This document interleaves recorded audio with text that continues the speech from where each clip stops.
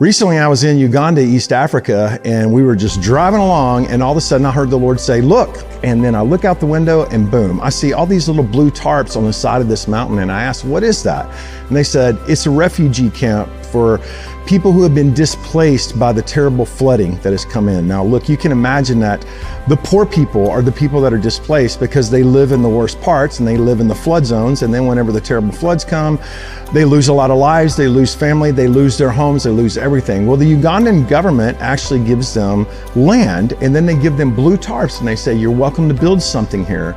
But of course, they have to come up with all that. We went and bought several $1,000s worth of groceries, and we took it there. We went from tent to tent, talking to people, meeting people, seeing beautiful smiling faces, beautiful little boys and little girls, people wondering, what in the world are these people doing? Who are they?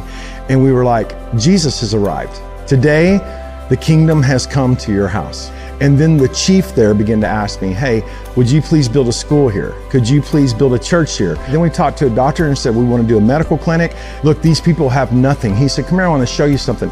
He gathered up all of the 12 and 13 and 14-year-old girls that he could find. Every single one of them had a child. Why? Because they're vulnerable, because they're unprotected, and because they need the body of Jesus to stand up and to be the hands and feet of King Jesus. Friends, I want to tell you, we did that. We made some huge commitments. We put down a lot of earnest, if you can imagine, in putting together food outreaches and a weekly thing there.